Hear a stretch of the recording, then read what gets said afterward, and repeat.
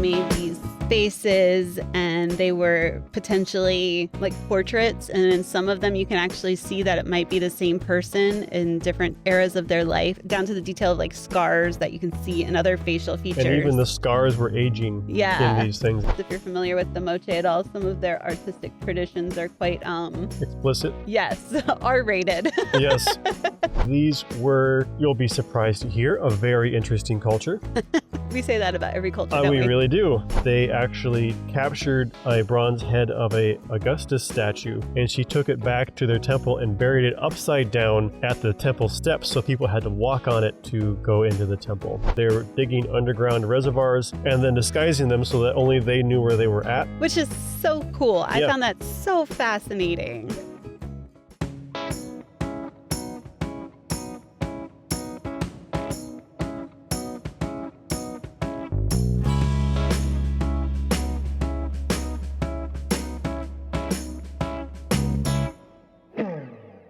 Welcome to Archaeology Books for Fun, digging books that aren't drier than dirt. I'm your host, Tristan Herenstein, and with me as always is my co-host, Barbara Clark. Hello, hello, everybody. And today we are doing the third episode of the book, The Other Ancient Civilizations by Raven Todd da Silva, also known as Dig It with Raven. I think being 3/4 of the way into the book, we can safely say we recommend this book. Yeah, definitely. And so I also check out her stuff. She is online on YouTube and on Instagram as well, so definitely worth checking out her content if you like this stuff. And I want to point out too, there's a lot of content online in general, but on YouTube that is not really that great. And her stuff is probably one of the few accounts that we know of off the top of our heads that is well done and quality material. Yeah, and by not great, Barbara means ethically dubious. Yes. In ways that you've heard us talk about in this podcast before. Yeah. So yes. And yeah, today we're excited because we're going to get to revisit actually two cultures that we have talked about previously, as well as several new ones. But before we get to that part, here at Archaeology Books for Fun, we are so happy that we get to share our love of archaeology in the past with you. If you would like to help us out a little bit, leave us a like, subscribe, or a comment. That really does mean an awful lot to us, and it also helps us get the word out about the podcast. If you want to give us a little financial support, there will be a link in the description. Every little bit does help there too. So without further ado, I think, for those who may have not listened to the previous episodes, I think they're worth listening to. But this is a book that is all about celebrating the cultures that have often been overshadowed by some of the more well-studied, I think is kind of way of putting it. Yeah. So they kind of get overshadowed, but they are deserving of their own study and learning about them because they're all fascinating, and those dominant cultures didn't exist in a vacuum, and they are affected by these cultures too, as much as they affected them. So our first one I'm super excited about. If you remember last episode, we get to go back to the Mississippians. We talked about this culture last time in Four Lost Cities, and if you recall, Barbara and I had some issues with the way this culture was presented sometimes. Yeah. Particularly in the case of what we are pretty confident are some sacrifices that were found at the site. We'll get into that a little bit here. It'll be interesting to see what we think of how this book handled it. As per usual, the chapter starts with a little bit of historical fiction. In this case, we are looking at a description of a spear throwing game, the one that we'd also talked about in Four Lost Cities. It was mentioned there. I forget the name right now. It's somewhere else in my notes, I know. Chunky, I believe. Chunky, yes. And so essentially a special ball is thrown. Is that right? Yep. And then you have to shoot or throw a spear. And I guess you're trying to get as close to the ball as possible. It kind of reminds me of what's that game that's in the Winter Olympics where you're trying to get as close to the target as possible. Yeah, except in this case, the ball is moving while you're throwing. So yeah, they throw it before it lands. You're supposed to have your spear thrown, and you want your spear to land as close as possible. And you're thinking of curling. Yes. It kind of reminds me of like a version of curling, but maybe a little bit more. Well, I thought bocce ball a little bit too. Yeah, bocce ball too. Yeah, there's other games like this, but yeah, this was a. I feel like this is more intense. Yeah. I mean, it sounds like it. It was very popular, and it is still played today, too. Yeah. And once again, I always appreciate these because it's so easy in a book about ancient cultures just to list the things they did or how they lived. And while you want to have that because that is, where the actual information is, it also doesn't help you, like, these kind of bring you into the culture a little bit better. It gives it a person. It shows the humanity in it, which is what archaeology is trying to get at. So I think it's a really good way to start off these chapters. I think it's very good. And also, we've had so many issues with other books where we can't tell, is this fictionalized or dramatized for our benefit, or is this factual? Right. And I think this very clearly delineates where the factual parts are, where the fictional parts are. I appreciate that a lot. So, yes, once again, the Mississippians were super cool. They are the largest, we call them cultural group, because they were organized in some way, but it's not always clear in what ways, I believe. Yeah. And how they were connected with each other. But they were pretty massive here in North America. And their primary city is Cahokia, which we have talked about before as well. That is actually in St. Louis. You can actually go visit at least a portion of this that has been preserved at Monk's Mound. Definitely recommend checking that out if you're in your area. It's very dramatic. You kind of fully realize how big these earthworks were when you're in front of one. Photos don't do them justice. And if you're in the Tallahassee area, there's Lake Jackson Mound State Park, which is also Mississippian era. So yes. That's, I think, one of the furthest east as far as Mississippian sites, if I'm correct. What was Letchworth Love Mound? Letchworth, I think, was like Deptford. Okay. Yeah. Earlier, I think. There was a big debate about that. Okay. Yeah. All right. I just remember which one that was. Thank you. So, yeah, we've talked about some of this before. I guess we can just kind of compare the two a little bit here. I noted that there's definitely some perspectives in Four Lost Cities that aren't necessarily present here. Like, Four Lost Cities was very much about the city. Yeah. And how they were structured. And there's kind of hints to that in here. But I feel like this book tends to split up the communities more into separate communities and less say that they're a big dispersed city. Yeah, I've noticed that too. And she does that in when she's talking about several different groups, cultures. But like one thing I really enjoy about this book is how she kind of breaks down talking about the city or the settlement or whatever it is. And in this specific case, she talks about like craft specialization and how agriculture, because they were sedentary, you don't build those big mounds and move around. Nope. I mean, they may have moved around from like mound site to mound site, but they were an established culture with like an established village or whatever you want to call it. And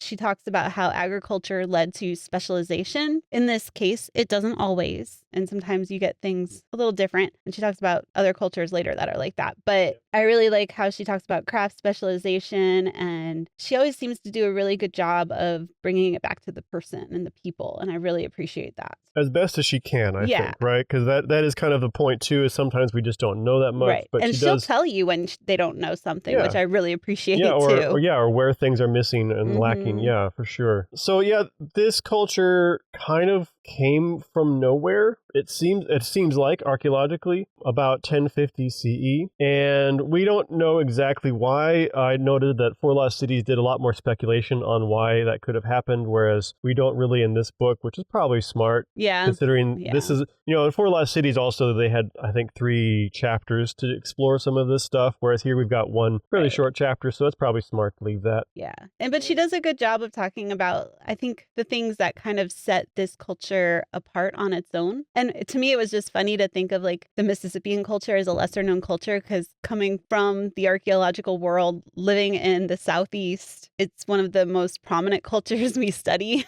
Yeah. But I will say I didn't know of it until I was in archaeology. Yeah, there was none of this in school. Nope. And actually, we talked about this culture a bit in Frauds, Myths, and Mysteries too. Yeah, we did. Yeah. Because that was all about how initially Europeans were very keen on denying that Native Americans could have built these structures, and how that came about to be in the 1800s. Yeah. So this has come up several times in our readings, which is kind of fun to revisit it and get some different perspectives on it. Particularly, I liked how this book handled the sacrifice thing. I would have liked maybe a little more exploration sometimes, but it felt pretty like this is a thing that happened. Right. It seemed to suggest, it called them victims, so it seemed to suggest it was non-voluntary, but I wasn't clear on that organization still. One thing they did note was the people in the sacrifices were not local, but this place grew so quickly too. I wonder how many people were local. Yeah, I mean, they had such a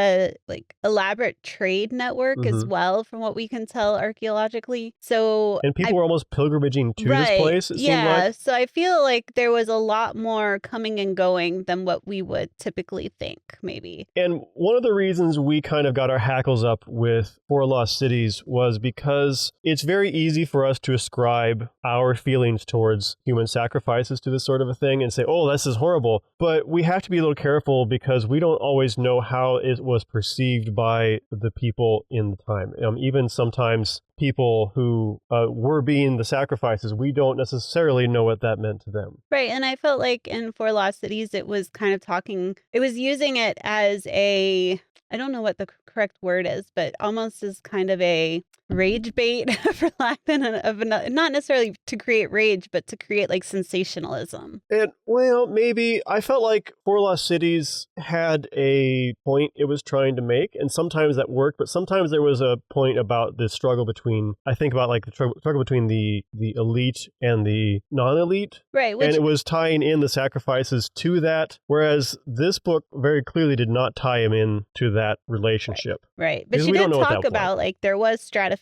within the Yes. society, but yeah, she didn't tie it into like the sacrifices. And there was some rising tension. Eventually, the elite spaces were walled in with wooden walls, but we don't know why, and so it's best to be cautious when we talk about why that could be or was. And one thing I did note too is like a theme I'm seeing throughout this book is oftentimes what causes the decline of a civilization Mhm. is either climatic or social change or like a combination of the two. Usually it's a combination, as we Yeah. saw in Four Lost Cities. That's one of the points I liked Yeah. about that book in particular. And the Mississippians are no exception from Right. what it appears to be. Yep. I did note I forget which one specifically, but in this set of 5, there's definitely a tendency to talk about the disappearance, the loss of these cultures as opposed to, them changing to something else. Yeah. At least it's implied. It's not necessarily straightforward talked about. So that was an interesting take. Yeah, and in this specific case, part of the issue that caused the decline, and I don't want to use the word disappearance because they did not, Right. was the Europeans that came. The Spanish were coming around the later end of the Mississippian era, and of course disease and all the stuff that they brought with them. And there are indications of some internal social problems with the building of the walls and that kind of thing. Yeah, and it sounds like they were in the decline, or at least in some kind of transition when the Spanish arrived, which probably, like, to me, that seems almost like a perfect storm. Yep. Okay, so let's move on to the next chapter. We're on chapter 12 now, and once again, we return to a previously visited situation, the Moche. This is a culture that we talked about a lot. The book of Stealing History specifically was kind of centered all around this culture and did a lot of exploration of it. I thought that book did a very good job, though the culture itself wasn't ultimately the point of the book. Right, yeah. Whereas this is about the culture. In fact, when I was reading this and it said like Saipan, I was like, oh my gosh, yeah. Exactly. Saipan. There's a whole bunch of places that were mentioned before. It was kind of fun to revisit some of this and hear someone else talk about these places. Yeah. Historical fiction part is focused on a potter making a face using a mold and then hand painted, and kind of gets an idea of like how detailed it was. But we talk about that more later. I don't remember Stealing History talking about this so much, but apparently they're very well known for their almost portrait-like pottery faces that they made. I remember in undergrad was the first time I'd really learned anything about the Moche, and the focus was on the ceramics and how they made these faces, and they were potentially like portraits, and in some of them you can actually see that it might be the same person in different eras of their life, like scars, down to the detail of like scars that you can see in other facial features. And even the scars were aging in these things as the person aged. Which is so crazy wild. Right. And a big part of this chapter and a big part of Stealing History is the huacas, because the huacas were the ones being looted. They are giant brick burial mounds by elites, and it probably serves some other purposes. We're not always clear on what those purposes were. There is indication that sacrifices did happen here, human sacrifices, and in this case, there is pretty strong indication that these were not voluntary sacrifices. Yeah. These people seem to be all captives of some sort, although there is maybe some suggestion that it was almost more of a ritual thing too in some way. So it was really, I think, again, people are complicated, things are changing. Yeah. I do want to once again read the quote from Stealing History that I thought summarized this so well, and how we should try and kind of approach these cultures when they're not our own. He said, "The blood-soaked rituals of sacrifice and cannibalism in which the Moche rulers appeased the elements, courted immortality, and made sense of a random and violent universe." So yes, this was kind of horrific, especially by our standards. It wasn't just maliciousness. It was humans being kind of desperately trying to control their universe, essentially. Yeah, make sense of the world that just doesn't seem to make sense quite often. And that doesn't mean that we think that's okay, but it does help us understand this culture on a deeper level. On their terms. Yeah, there's no need for our judgment, honestly, because we don't understand everything about that culture. Yep. I really enjoyed kind of revisiting the Moche, and I feel like this chapter was kind of a good, because like you said, in Stealing History, we didn't get a lot of the culture, or I mean, we got like the culture that was being looted. And in this one, we got a lot about the art, and I really enjoy learning about other cultures' art traditions. And I mean, the Moche, of course, if you're familiar with the Moche at all, some of their artistic traditions are quite explicit. Yes, R-rated. Yes.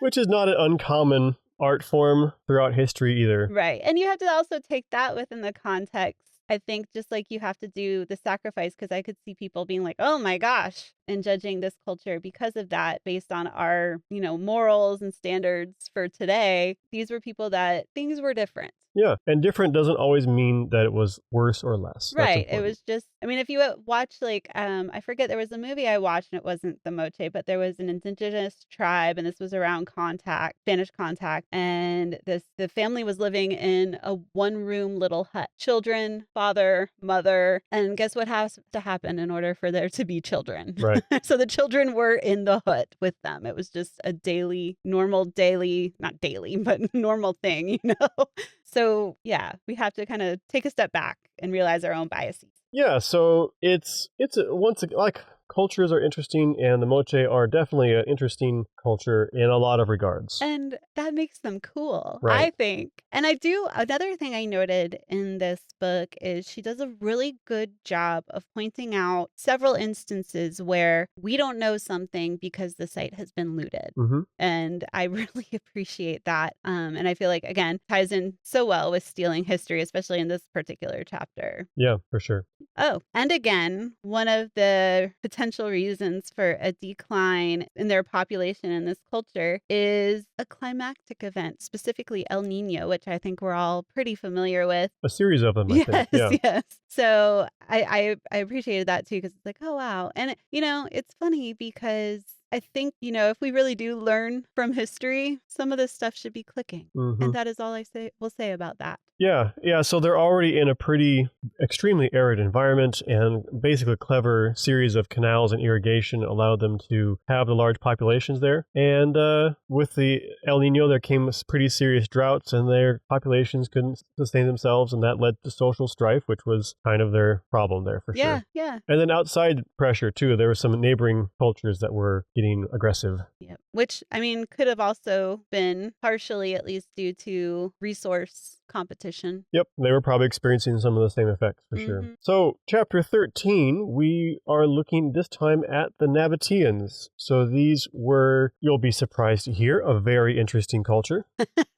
We say that about every culture, don't we? We really do. That tells you a lot. Because all culture is interesting. Exactly. Yeah. So this was a Middle Eastern culture that was initially nomadic. Seems like they were very clever and adaptable. And so water in this area is a pretty scarce resource. So they would do initially where they were digging underground reservoirs and then disguising them so that only they knew where they were at. Which is so cool. I found that so fascinating. Yeah, very neat. And eventually, because of where they are, trade routes and such going through their territory, they actually started to get wealthier and wealthier, and eventually started to develop some permanent settlements, which which initially they were very strictly forbidden to do. Yeah, there were some very strict rules that they had. Essentially, the idea was their livelihood depended so deeply on being mobile and avoiding enemies and stuff by being mobile that if you were living in a way that was not mobile, there's risk of death penalty, apparently. Yeah, like if you built a house. Right, or grew grain, Yeah. or had too much stock of food or something like that. Yeah, that was very, very, and this is one culture that I will say I had not heard of No, before. me either. So Although almost not heard of. well, yes, okay. We'll get to that. Yes, that's fair. But yeah, very cool, and that, I think that, again, by our standards, like, oh my goodness, but I think we can just take that to mean an indication of how serious and important the nomadic lifestyle was to their survival, is what I would take away from that. And it's also like, this is another culture kind of like the Mississippians, where they don't necessarily know the origins, like where these folks initially came from. And it's apparently quite a heated debate for people that study this. I guess most believe that they were probably Arab, but the precise location from where they originated And from the list of possibilities, it sounds like practically anywhere. Right, is yeah. what I got from it. Yeah. Yeah, so because of the trade routes, they either were traders and middlemen, or they may have even just like offered security for traders going through the territory. Eventually they acquire wealth and start settling down, and most prominently is they start the city of Petra, which you may have heard of. It is very famous for basically whole structures, especially like crypts and stuff carved into the rock. Actually, I was first introduced to this culture via Indiana Jones and the Lost Crusade. Yes. The Last Crusade. Because the temple they go to at the end of that series is actually one of the Petra burials. And I think it's neat too, because I've always found Petra so fascinating, and I don't know why I never really researched it. But again, I didn't know what culture was associated with that site, which is so funny to me now that I look back at that. But I always thought, wow, that looks really Romanesque or like Greek revival or something. And then reading this, it makes sense because they traded with like all over, including they had direct contact with the Greeks through trade. And so I guess some of the architectural features. Well, they're even getting shipments of things from China and India. Yeah, like they were pretty much like the first on global economy almost. Well, I'm not always clear on how much of that was their merchants themselves going to these places, or it was merchants coming through their places. I'm sure it was like merchants coming through, or things passing hand to hand. Yeah. But just, it's fascinating to me, and in reading this, I was like, oh, that makes so much more sense, because I've always been like, that's a weird looking building for that place of the world. Or I guess it's not really a building. I mean, it is a building, but it's a different kind of building than what we would typically think of. I liked how their cities were built as well, because essentially they kind of settled permanently in tents as they were used to. And then as they started to build permanent structures, they would just build the structure in the footprint of the tent. Yeah, yeah. And so their cities didn't really have planning as we would understand it. It just kind of like evolved from tents to permanent structures. And it was sounded very confusing to try and navigate. And I guess they built a large portion of their wealth from incense, which was used by the Greeks, and I guess maybe by the Egyptians, if I remember correctly. And I guess eventually when incense wasn't as popular, that caused part of the decline of this culture. But yeah, so it lost popularity for a while when Christianity became common, because it was tied with pagan rituals. And then by the time it came back, there were new trade routes, especially water trade routes. Yeah. Eventually, the culture they resisted Romans for a while. Eventually, the Romans kind of took over and controlled the area. And it kind of was around for a bit, but it isn't noted in the history books much beyond that, it seems like. Which, I mean, is the whole purpose of this book, right? Like, so that, I think it's a perfect example of a culture that just, it almost like, I want to say. Absorbed? Yeah, absorbed. But it seems like they, at least for a while, kept a lot of their traditions. And a lot of their independence for a while, too. But I think that was kind of the Roman thing, is, absorbing these cultures and making it all kind of seem the same, which... Yeah, they were one of the early colonizers, essentially. Right. All right. Next up, we have the Nok, another culture that is doing a lot of portrait style ceramics. Yeah. So this is in Central West Africa. Yeah, Nigeria. Nigeria, thank you. Yes. And this is a culture that I like it because it seems to buck a lot of the trends and expectations for cultures. Yes. Earlier when we were talking about the Mississippians and we were talking about, agriculture leads to like craft specialization and things like that. But these folk were a little bit of the exception to that rule. They bucked several of these trends. Yeah. So they have very finely crafted terracotta portrait figurines. Some or many of them they think are tied to some funerary practices. And I think it's really important to note too, like this is Egypt, like I believe, right? It's one of the earliest sub-Saharan African. No, well, okay. Not 1500 BCE is when they started, so not pre-Egypt, but for this region, they are the earliest people doing some of these things. Okay, you're right. Outside of Egypt. Yeah. You're right. Sorry. Read that wrong. Yep, that's all right. We read these several days ago sometimes. So they were first identified by their terracotta figurines. They also were smelting iron. Yeah, they're one of the earliest cultures to smelt iron in that area. So yep. They were very interesting. But the very interesting thing is that usually those specialized craftsmanship and iron smelting are often tied with what we call a complex society. So a society that has very complicated hierarchies and social structures and that kind of a thing.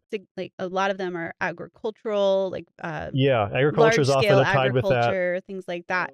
And from what we can tell, the Nok they didn't do any of those things. Their societies seem to have no hierarchy based off of the burials, I think. Yeah, it seems, I was like trying to think of a word to describe it. And the only word I could really come up with is like, it was a little bit more fluid. Like it was less structured from what we can tell. The book called them like extremely democratic or something. Yeah. Yeah, so it seems like very equal in social standings across everybody, very mobile. They tended to move from place to place. Apparently, the land doesn't support them for too long, so they have to move on to another place. But they kept coming back to previously visited places, probably for ancestor practices or something. We aren't exactly clear on what. There's no indication that they ate meat, but they probably did. So one of the complications with this culture is the soil is very acidic. Yes. And so bones are not lasting. So animal bones, human bones do not last. That is actually a thing we have here in Florida a fair bit too, is some places you don't expect to find bones because of that, except in maybe special circumstances. Yeah, which made the burials like pretty interesting. I mean, studying burials without the human remains is different. So they have some places they have interpreted as burials, but there is no proof of that for sure. And I was wondering too, I don't know, I wonder if now or in the future, if you could do like some sort of chemical analysis on the soil in the burial to see if there's some organic any like materials or proteins or something. Yeah, like proteins or lipids or something that you can identify as human. I don't know how far back that science and how do those things survive the acidic soil too? I'm not sure but on that. That would be really interesting to learn. Right. Okay, so last chapter for today, we have the Nubians, or the Kingdom of Kush.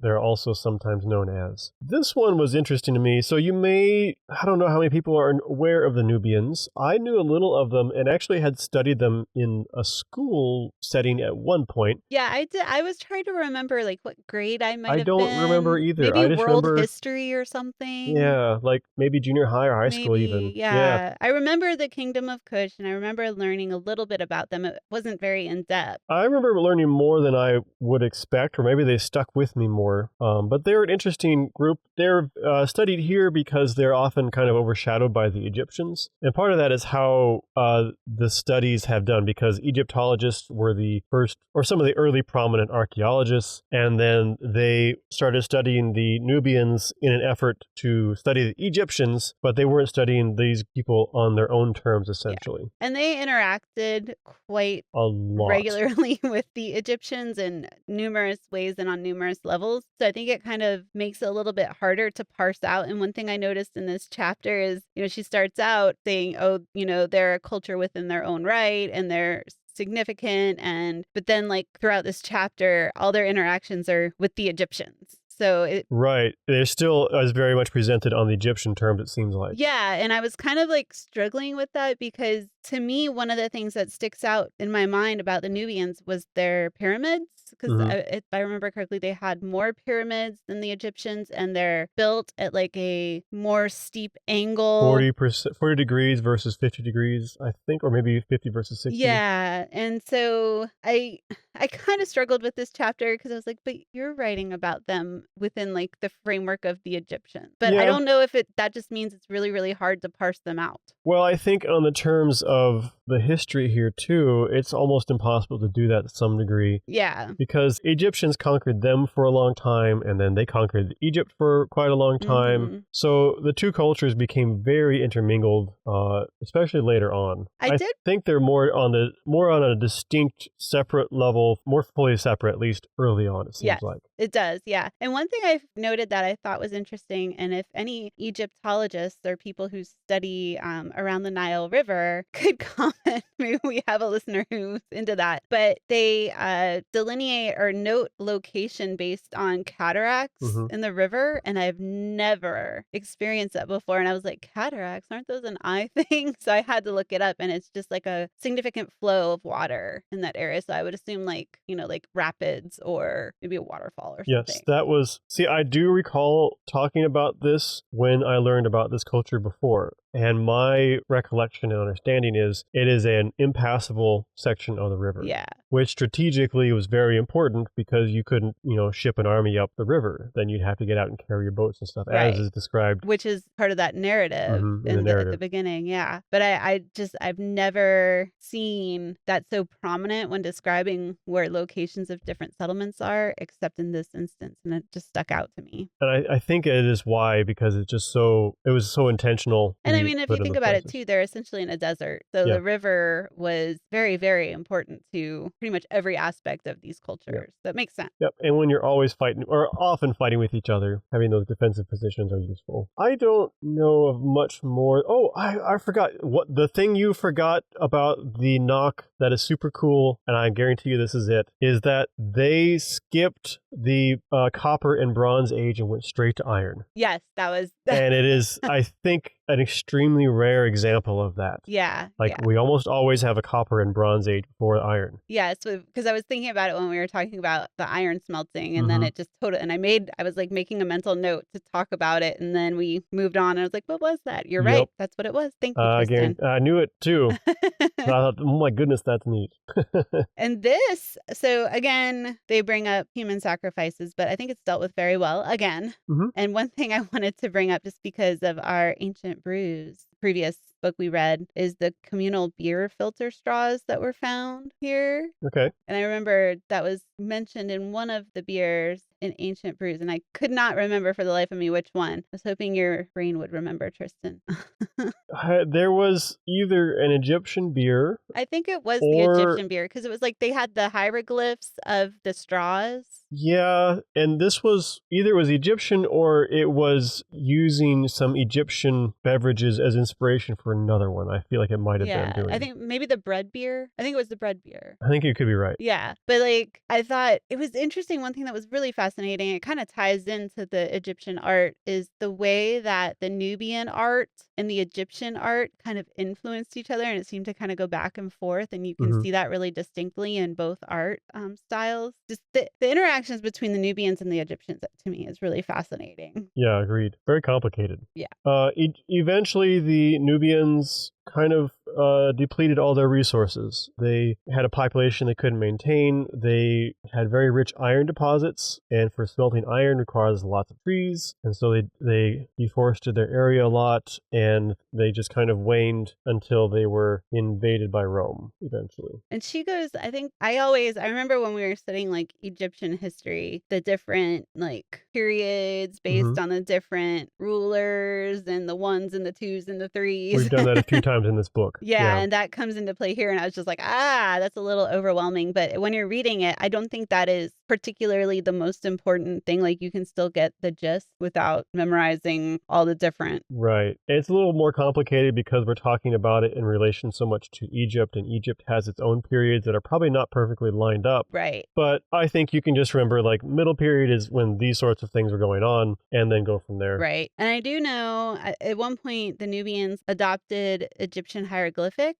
Mm-hmm. And then later on, after one of the invasions or whatever, they had their own written language too. Yep. Like, it's just very fascinating to see the way these two cultures kind of played off each other. Yep. And then one more thing I think on this is I noted that we talked about how women actually had sometimes very prominent and powerful roles in the society. Yes. Especially one in particular. She sounds like a total badass. I'm not going to try and say her name. Yeah, I good luck. I could take a crack, but I'm not going to do it while I'm being recorded. Right. But she was super cool, blind in one eye, and led raids on Rome, controlled Egypt. And my favorite is that they actually captured a bronze head of a Augustus statue, and she took it back to their temple and buried it upside down at the temple steps, so people had to walk on it to go into the temple. Yeah, so like anybody who walked into the temple was like trampling on his head. Yes.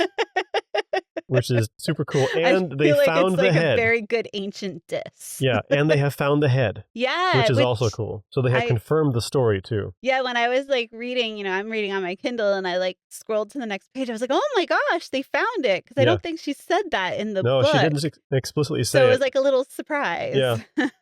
So yeah, I think that sums us up pretty well for this episode. Agreed. Yeah. You have any last thoughts, Barbara? I'm really enjoying this book, and I'm really impressed with the author's ability to add so much information into such, like, there's honestly like quite short chapters, but she throws in so much information, and it's interesting. It's not overwhelming too. That's a key thing, right? It'd be so easy for this to be overwhelming or just lists of things we know. Yeah. And it's presented in a way that's very digestible. And like the most overwhelmed I've been so far is this last chapter about the Nubians, but it was because of all the different dynasties and different periods, and you're dealing with two cultures, but I still I learned a lot and I found it very fascinating. And then halfway in I realized I don't need to keep track of all these names and people and periods. Like I can get the gist without freaking out about that. Yep. Yeah. So next episode we will be finishing this book up with the final 5 cultures.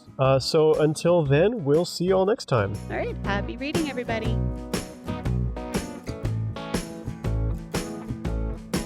Archaeology Books for Fun is brought to you by the Florida Public Archaeology Network, a program of the University of West Florida. You can find out more about archaeology and about FPAN at fpan.us.